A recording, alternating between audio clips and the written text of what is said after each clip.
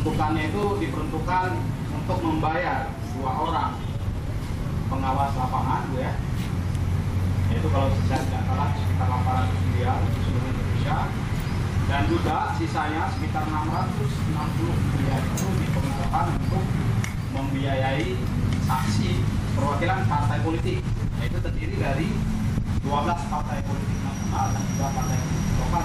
Sampai kalau saya tidak salah itu cara mengkonversikan berapa besaran uangnya itu 108 rupiah, ya, kalau nggak salah 108 rupiah per suara per partai politik di tingkat nasional. Sedangkan di daerah itu berbeda-beda. Artinya memang negara juga membiayai itu. Partai politik sudah dibiayai walaupun memang besarnya tidak sama. Lantas kan pertanyaannya lagi, kenapa mesti saksi juga harus ditanggung oleh negara? Nah, sebenarnya inilah bentuk-bentuk argumen-argumen ataupun analogi-analogi berpikir yang coba dikembangkan ataupun berkembang di masyarakat, bahwa tidak seharusnya partai politik saksi itu dibiayai oleh negara, karena saksi adalah mewakili partai politik. Di bawah yang menolak adalah kenapa ini ditolak. Pada dasarnya partai politik itu adalah bagian dari negara, itu yang harus kita. Ini mungkin harus kita cerdasi lah diri kita.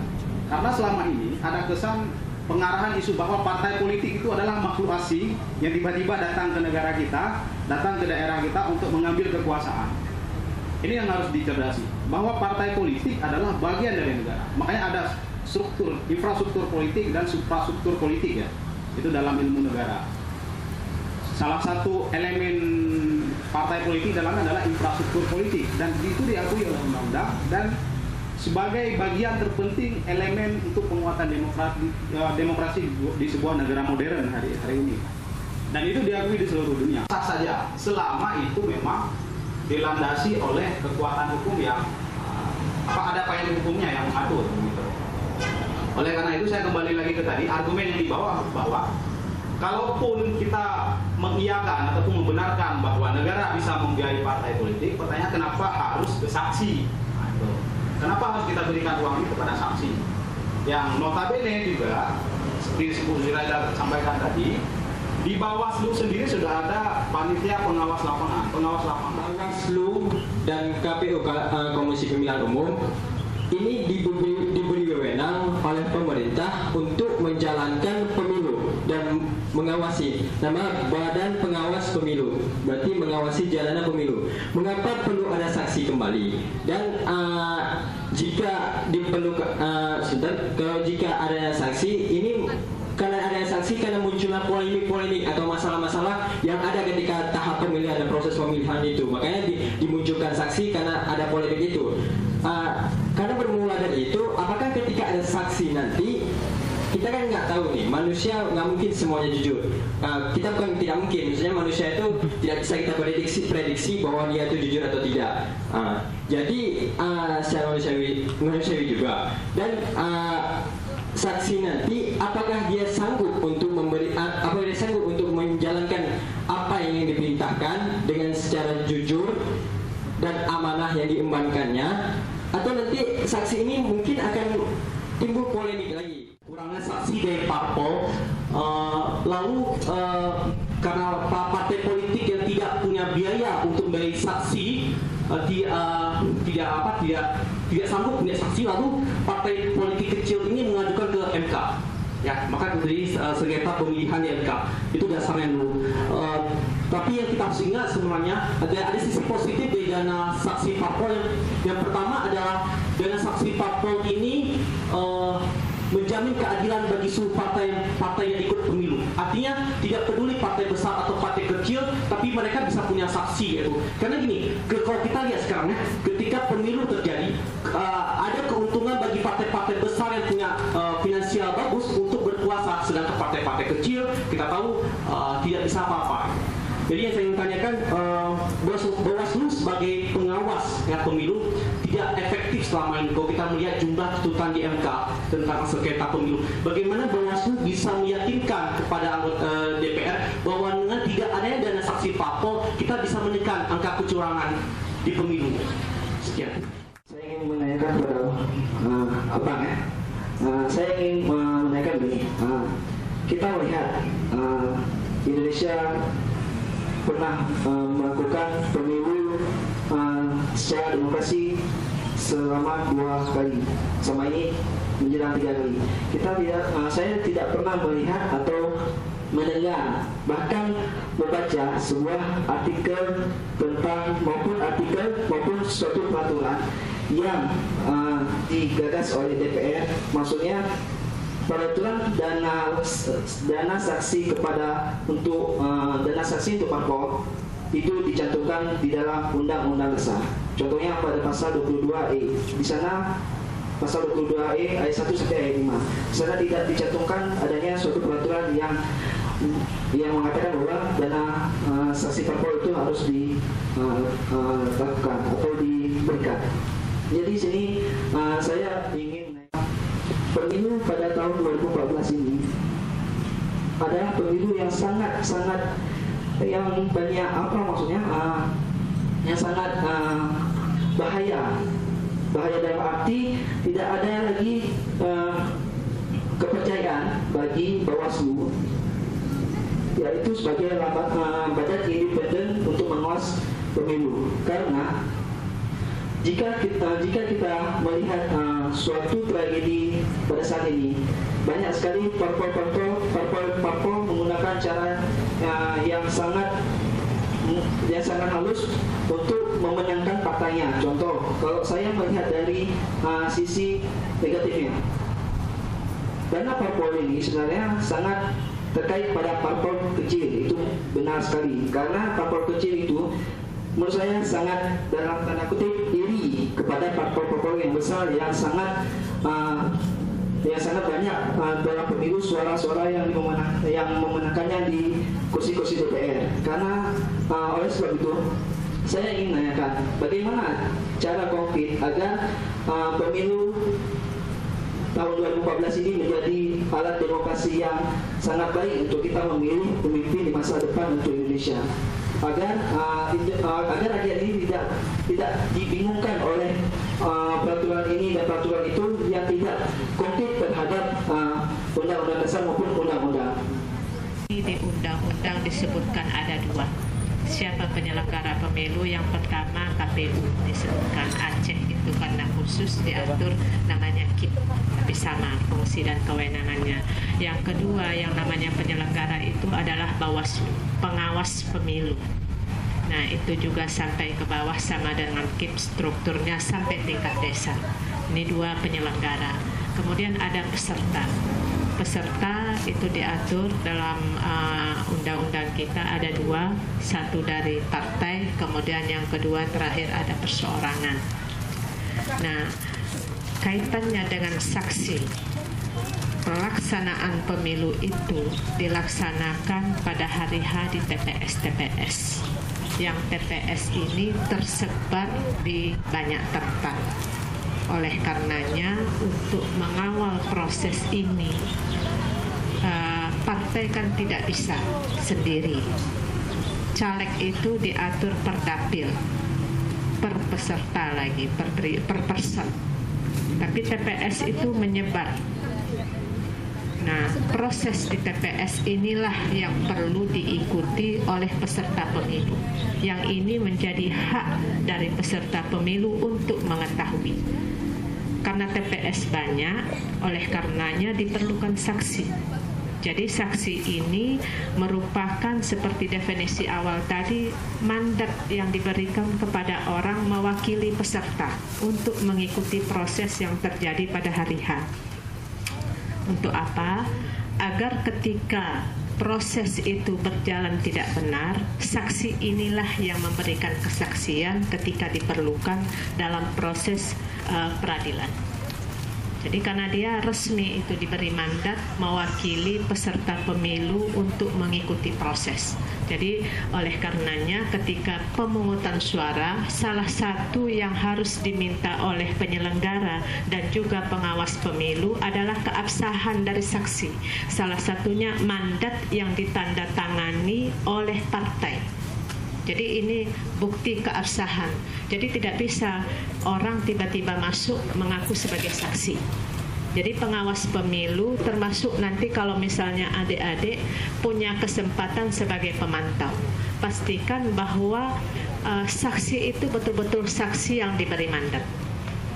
Termasuk dia ketika masuk ke TPS menjadi saksi, dia punya hak untuk mendapat label saksi yang diberikan resmi oleh penyelenggara. Jadi ini gunanya saksi dulu biar kita bisa melihat tadi, karena banyak pertanyaan di mana ini fungsi Bawaslu. Apa Bawaslu tak bisa mengawasi, makanya perlu saksi. Ini bukan persoalan bisa mengawasi atau tidak, tapi itu peran-peran yang sudah diatur.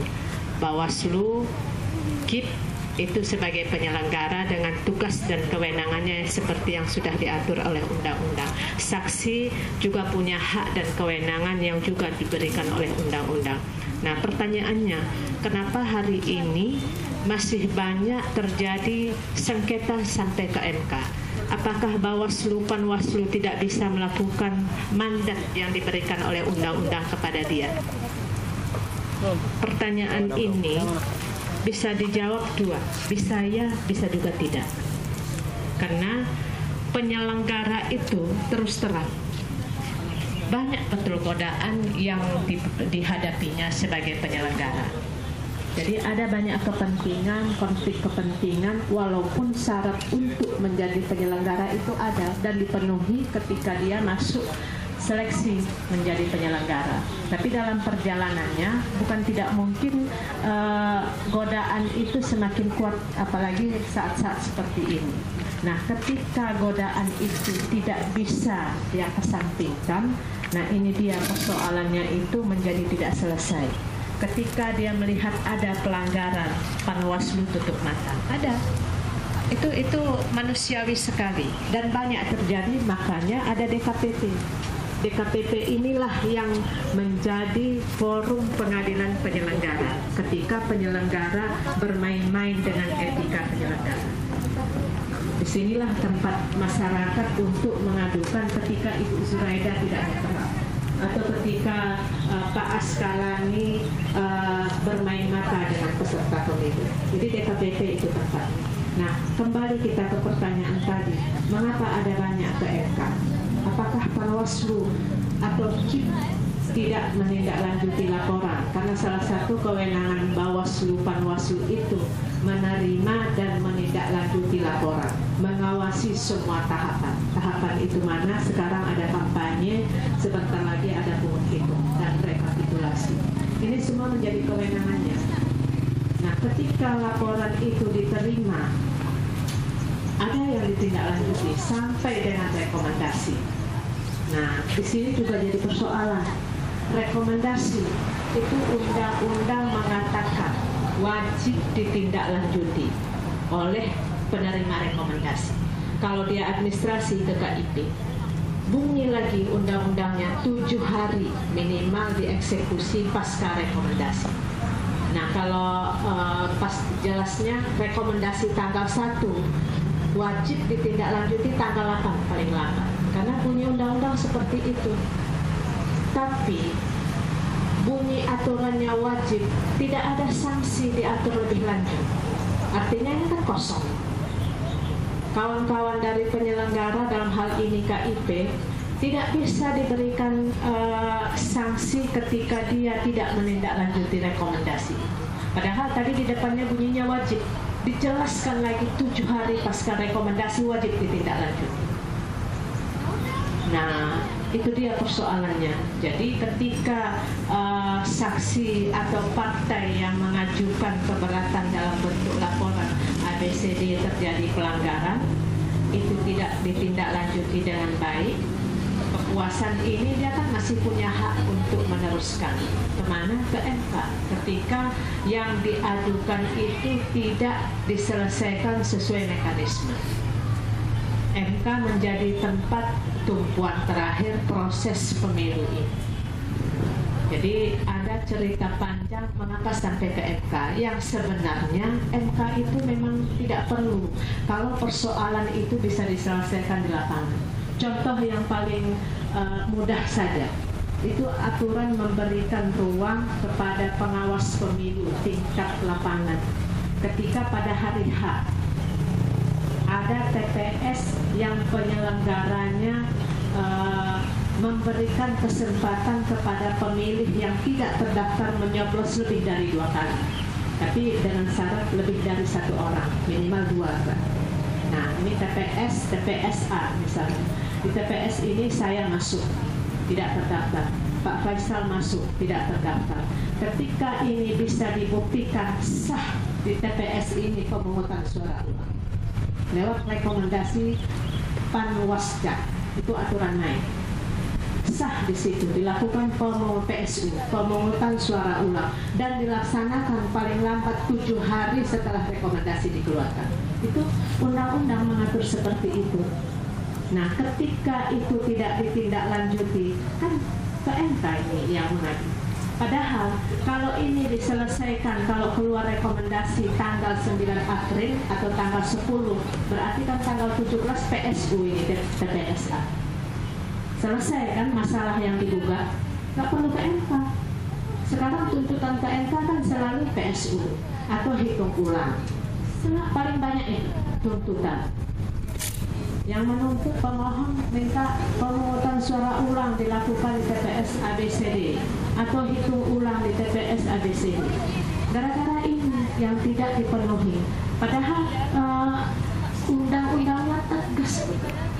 TPS yang dimasuki oleh pemilih yang tidak terdaftar menggunakan hak pilih lebih dari 1 orang di PSU.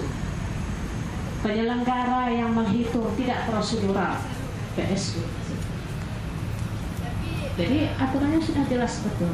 Nah, kembali lagi, tapi iya ada 1-2 pengawas pemilu dan KIP itu tidak melaksanakan tugasnya akibat godaan tadi.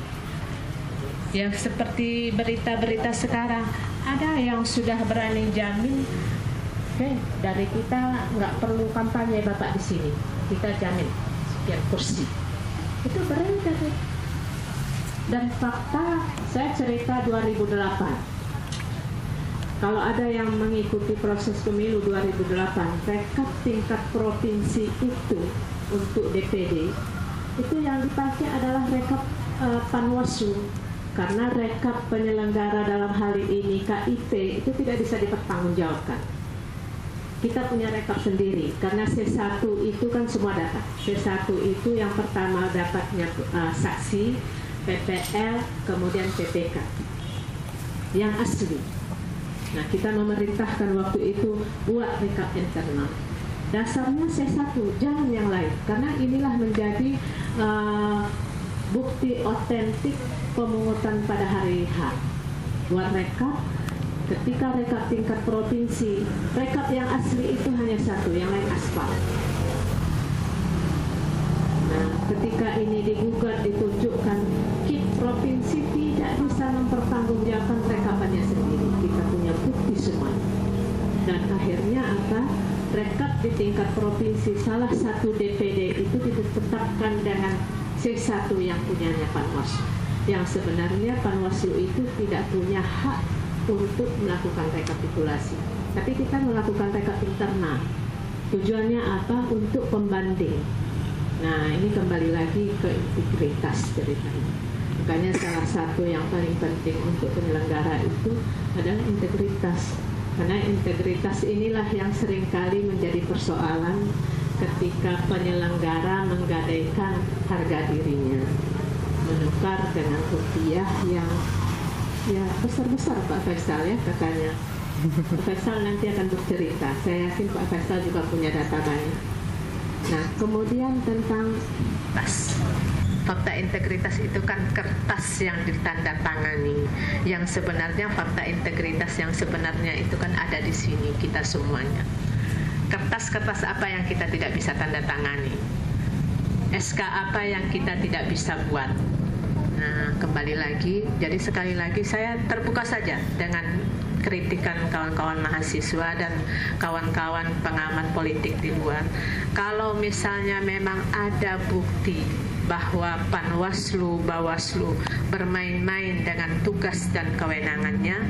Insya Allah bulan 3 ini akan ada DKPP tingkat daerah. Itu DKPP pusat punya aturan baru karena tidak efektifnya pelaksanaan pemeriksaan pelanggaran kode etik dipusatkan di pusat semuanya, akan ada pemeriksa tingkat daerah. Jadi proses pelaporan pelanggaran kode etik oleh penyelenggara itu sudah ada di daerah, yang kantornya juga di Bawaslu Provinsi. Unsurnya ada DKPP pusat. Kemudian ada unsur perguruan tinggi dan tokoh masyarakat, 2 itu dari penyelenggara provinsi, Bawaslu dan KIP. Jadi saya pikir ini kesempatan masyarakat untuk mendekatkan kepada penyelenggara, karena ada pemeriksa tingkat daerah. Yang ini menjadi jembatan paling bagus ketika adik-adik mahasiswa sampai tingkat PPL tetap bisa melakukan pelanggaran kode etik, karena dari tren pelanggaran selama ini itu yang paling banyak melakukan yang paling banyak terjadi pelanggaran itu adalah pada hari H. Hari H ini itu bintangnya adalah KPPS dan PPL plus saksi tadi yang dibiayai oleh rencananya APBN. Dan ingat, saksi ini juga bisa dibeli. Dan bukan tidak pernah terjadi. Saya melihat sendiri. Ketika saksi itu kita minta mandatnya, ada 5 macam mandat yang ada dia di kantong. Jadi dia menerima dari si A, dia menerima dari si B. Orderannya sederhana. Ketika caleg meminta dia menjadi saksi, oke, dealnya cuman saya dapat C1. Tidak susah, dia datang pagi-pagi karena wajib menyerahkan mandat, dia serahkan KPPS. KPPS berarti oke. Kalau dulu tanpa mandat tidak ada C1. Kalau sekarang saya belum tahu yang aturan terakhir, dia serahkan mandat, sudah dia pulang, mandat yang lain dia lihat TPS mana mandatnya, dia serahkan di sana, ada banyak TPS. Serahkan semua, sudah dia pulang, tidur-tidur. Nanti kira-kira dia sudah bisa berhitung lah, atau dia telepon sudah selesai pemungutan suara, dia sudah kira-kira, dia datang hanya untuk mengambil C1 yang menjadi hak dia tanpa melihat proses, yang sebenarnya proses itulah yang menjadi hal paling penting yang dilihat oleh saksi, yang tadi menjadi pertanyaan Adinda Alfarisi. Ini yang menjadi pertarungan kemarin agar pelanggaran tidak terjadi. Siapa bisa jamin kalau saksi besok tetap saja seperti kemarin, dia datang pagi, balik lagi ketika pemungutan suara sudah selesai direkap, hanya untuk mengambil C1, menyerahkan kepada calegnya untuk mengambil hak dia sebagai saksi. Kalau dia dapat orderan 5 orang, dia taruh 100 hari itu dia dapat, hanya datang ke TPS, serahkan mandat, balik, sore datang lagi mengambil C1 kembali. Nah, apakah jaminan seperti yang dilatari menggunakan uang negara agar pelanggaran itu tidak terjadi menjadi jaminan bagi kita hari ini bahwa kehadiran saksi itu bisa menekan pelanggaran? Nah, ini kan yang menjadi persoalan. Kalau saksi dari dulu ada deh, bukan hari ini. Jadi saksi itu memang diberikan oleh undang-undang kepada peserta pemilu untuk memantau, mengikuti proses-proses yang terjadi di TPS. Jadi Bawaslu bukan saksi. Saksi itu kan orang yang mewakili. Dia memang harus partisan. Bawaslu itu penyelenggara. Penyelenggara itu harus berdiri di tengah. Dia tidak bisa berpihak kemanapun. Dia hanya menjelaskan ketika ini salah, oh salah. Tidak bisa dia ketika misalnya itu suami atau calon besan, dia melihat itu, oh ini calon suami saya ini, karena kebetulan dia PPL atau PPK, dia habis-habisan membela. Penyelenggara tidak berdiri di situ, saksi yang berdiri di situ. Makanya yang menjadi gugatan sekarang Lah ada apa pemerintah begitu ngototnya untuk memberikan itu kepada saksi? Betul seperti Pak Faisal bilang, negara harus memberikan jaminan agar semua partai, semua ormas bisa hidup. Tapi ketika itu dialasankan untuk saksi, sementara saksi itu adalah orang yang mewakili peserta pemilu, ini yang jadi persoalan. Apalagi dilatari agar pelanggaran tidak terjadi. Siapa bisa jamin itu semua? Jangan-jangan itu hanya pikiran-pikiran yang dibungkus dengan cerita-cerita yang seperti itu. Sementara permainan itu sudah dimulai dari mulai rekrutmen. Karena kalau cerita di penyelenggara, khususnya Aceh ini, karena Aceh memang spesifik, kita direkrut oleh legislatif. Nah, dari awal itu sudah mulai itu permainan itu dimulai. Jadi ada deal-deal, ya bagaimana mungkin peserta merekrut penyelenggara. Ya, itulah dia yang harus kita ikuti dan cermati, bagaimana proses pemilu ini bisa berjalan dengan baik. Jadi saya pikir untuk langkah konkret ke depan, Bawaslu Aceh betul menyatakan sikap ini secara resmi ke Bawaslu RI. Itu langsung saya yang menyatakan ke Bawaslu RI, sikap kita tegas. Yang kita pegang adalah kewenangan yang diberikan undang-undang. Jadi kewenangan Bawaslu itu mengawasi tahapan, menerima dan menindaklanjuti laporan dan seterusnya. Tidak ada satu potong pun yang memberikan kewenangan bagi kita untuk menemani saksi atau menyalurkan uang sekalipun. Jadi kita berpikir sederhana saja. Buat apa kita menambah beban kalau beban itu tidak diberikan mandat bagi kita? Ya, kalau bahasa sederhananya cari-cari penyakit saja, Pak. Saya bilang gitu. Kalau misalnya memang kita punya energi lebih, akan lebih positif energi ini kita bantu ke kawan-kawan PPL. PPL itu memang tidak memadai. Dia ada di satu orang per desa. 1 sampai 5 TPS itu satu PPL. Jadi dia harus melihat, belum lagi kalau TPS itu berjarak jauh. Ada daerah-daerah yang geografisnya jauh seperti Aceh Besar. Itu kan satu di Sare, satu di Lembah Selawah sini. Itu satu desa, diawasi oleh satu PPL. Kan tidak efektif. Akan lebih positif kalau misalnya memang kita mau pengawasan di TPS itu lebih berdaya guna. Ini yang kita perkuat. Buat apa saksi? Biarlah saksi itu dipikirkan oleh partai. Toh partai itu kan punya impact yang paling besar terhadap pemilu. Yang paling berkepentingan terhadap pemilu partai. Ya, masyarakat secara umum ya. Tapi yang paling merasakan itu kan yang nanti orang-orang partai. Jadi kalau ditanyakan konkretnya sikap Bawaslu, dan ini kita sampaikan, kita berkoordinasi dengan seluruh Bawaslu seluruh Indonesia dan semua sepakat. Saya tidak tahu penolakan Bawaslu RI terakhir apakah akibat pressure ini, tapi bisa jadi kemungkinan ya. Karena bukan dari Bawaslu seluruh Indonesia, tapi media juga luar biasa mengcounter isu ini. Ada apa dengan Bawaslu? Malah ada yang lebih ekstrim menuduh Bawaslu sudah berselingkuh dengan partai. Itu dia persoalannya. Oke, dari saya itu. Ini kan banyak pertanyaannya sebenarnya, tetapi ya senada lah. Ada beberapa yang memang sama dan juga lebih banyak diarahkan ke Bawaslu tadi ya. Tapi secara umum, kalau argumentasinya bahwa kenapa harus sudah ada Bawaslu, kenapa juga harus ada saksi? Kalau pernyataan bahwa untuk menghilangkan kecurangan itu saya yakin tidak mungkin ya. Karena memang ruang diberikan untuk adanya gugatan ke Mahkamah Konstitusi, adanya DKPP tadi seperti disampaikan. Kenapa itu lahir? Karena memang secara lumrahnya otomatis pasti akan ada pelanggaran. Adanya saksi dan adanya Bawaslu ini adalah untuk mengurangi, bukan menghilangkan, karena nggak akan mungkin hilang.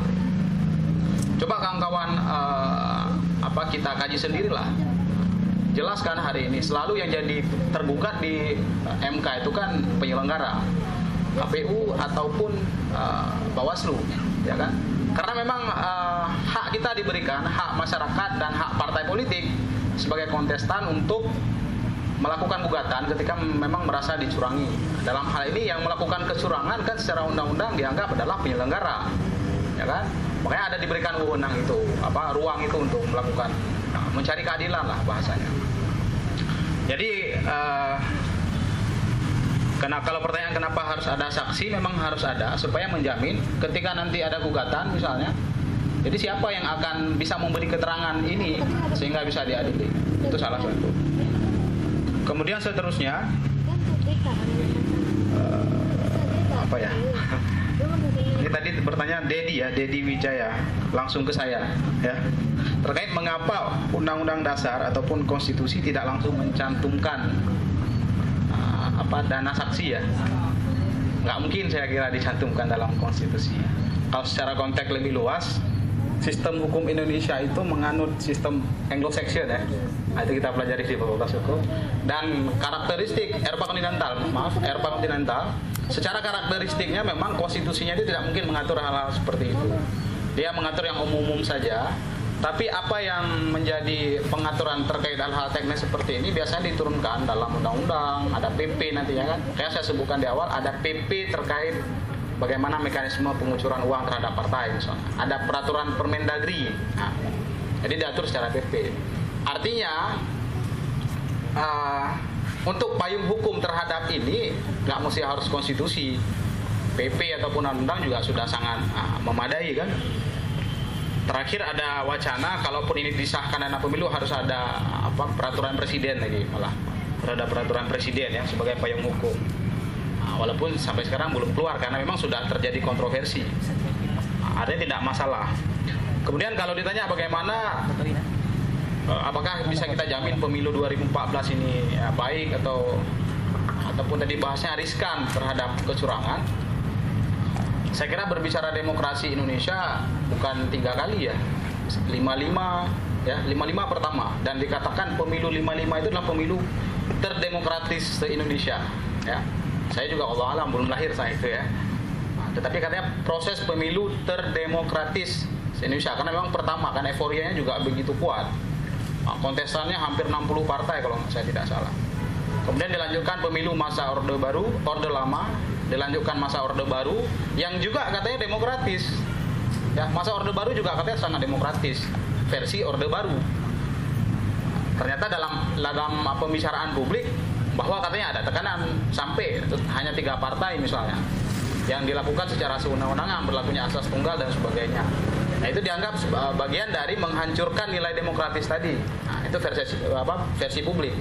Kemudian pasca reformasi juga, kalau tadi pasca reformasi ya katanya paling demokratis gara-gara sudah reformasi. Ternyata juga tidak kan. Begitu dibuka ruang misalnya tadi adanya gugatan, terbukti gugatannya begitu luar biasa banyak. Ya, begitu banyak. Aceh saja 2009 itu ada puluhan, bahkan kalau saya tidak salah puluhan itu dari satu partai politik misalnya. Dulu di Fakultas Hukum Unsyah itu ada telekonferensi, sekarang nggak tahu lagi ada itu kerjasama dengan Mahkamah Konstitusi. Jadi setiap pemeriksaan saksi sengketa pemilu itu kalau Aceh bisa di Fakultas Hukum dulu ya 2009. Nah, jadi tidak mesti harus ke Jakarta. Jadi saya menyaksikan di situ begitu banyak dari, kalau saya tidak salah bahasanya itu yang paling banyak itu melakukan gugatan itu Partai Sira, kedua PKS dan seterusnya. Nah, jadi saya menyaksikan begitu banyak yang melakukan gugatan. Artinya memang mereka merasa dicurangi. Tapi saya tidak tahu apa keputusannya. Tapi mereka merasa dicurangi. Artinya apa? Kalau statement tadi bahwa pemilu setelah reformasi itu adalah pemilu demokratis juga tidak bisa kita jamin. Nah, tetapi penyelenggara negara tentunya yang membuat aturan hukum seharusnya kita dorong supaya memang terus mendorong supaya sistem pemilu ini lebih baik begitu. Termasuk bicara dana tadi ya, dana juga harus lebih jelas pengaturannya supaya memang mengurangi kecurangan, juga mengurangi korupsi politik, dan juga mengurangi pembaziran ya anggaran negara untuk tidak kepada rakyat secara langsung. Saya kira seperti itu. Untuk melihat konteks Aceh, saya kira hari ini, kalau Bu Zureda tadi berbicara secara teknis, saya kira kecurangannya tidak hanya berbicara masalah uang kalau di Aceh. Ya, saya 2009 tuh pemilu legislatif dan pemilu presiden, dua-dua saya jadi pengawas pemilu, bukan pengawas pemilu, jadi pemantau pemilu pada saat itu, Bu. Nah, itu di Biren kebetulan, di Biren daerah pedalaman. Jadi saya melihat sendiri apa yang terjadi di situ. Bisa jadi tidak, kalau kejadian-kejadian terkait uang, kasih uang itu tidak terjadi, hanya dibiayai oleh satu partai misalnya. Tapi ternyata dia tidak berkutik ketika diancam. Dia tidak berkutik, ada kecurangan dan sebagainya, tidak ada yang berkutik. Bahkan, nah ini saya melihat sendiri, bahkan aparat keamanan sebagai polisi itu tidak bisa berbuat apa-apa. Nah, itu terjadi. Bahkan lebih parahnya lagi, Bu, ini 2009 ya. Ketika saya makan siang ternyata duduk dengan PPK ya, pengawas kecamatan. Ternyata pengawas kecamatan ini simpatisan partai politik tertentu. Dia ngomong secara terbuka dan dia tidak tahu saya sebagai pemantau pemilu. Dia ngomong saya begini-begini. Ini kan kasus-kasus yang terjadi di lapangan. Makanya kalau berbicara untuk sangat demokratis dan sebagainya itu kan memang agak sulit. Tetapi usaha kita hari ini adalah bagaimana meminimalisir itu supaya memang ya MK pun tidak terlalu kewalahan, Bu ya, menyelesaikan perkara pemilu. Karena selama ini berjibun itu kalau selesai pemilu itu banyak sekali kasus-kasus yang masuk ke MK. Karena semua orang memang ya namanya manusia punya nafsu dan sebagainya, semua orang merasa dicurangi begitu. Kursi saya hilang dan sebagainya. Ya dalam perjalanannya kan bisa jadi seperti itu. Nah, cuman ketika pembuktian itu yang tidak bisa dilakukan. Itu masalahnya. Saya kira sah-sah saja ada kecurangan, tapi kita memang harus meminimalisir. Makanya termasuk alasan seperti yang kita diskusikan tadi, dilahirkannya, dimunculkannya adanya pembiayaan partai, pernyataan saksi oleh negara, itu untuk tujuan itu. Jadi masalah juga hari ini satu lagi adalah adanya partai-partai baru, ya, adanya partai-partai baru yang memang belum misalnya memiliki perwakilannya di parlemen, ya, belum ada belum ada kader-kader yang menjadi pejabat negara. Otomatis ini kan akan memberatkan partai tersebut untuk membiayai semua proses. Nah, sebenarnya ini juga semangat itu. Dan sebenarnya kalaupun ini disahkan adil-adil saja untuk partai. Jadi tidak ada partai yang memang dirugikan karena sama kan? Sama semuanya. Kalau ini dibagikan 59 miliar, Bu ya, per satu partai.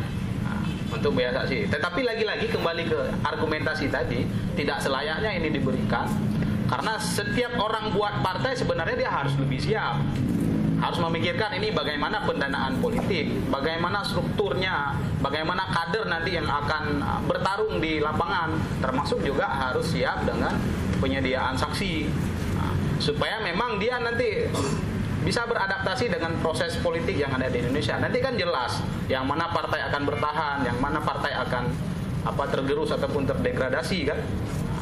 Ini saya kira memang kontroversi terkait ini saya kira harus dipandang secara, kalaupun kita menolak, kalaupun kita menerima harus jelas kenapa alasannya. Saya pribadi sebagai ya orang luar ya, bukan penyelenggara juga bukan kontestan. Jadi kalau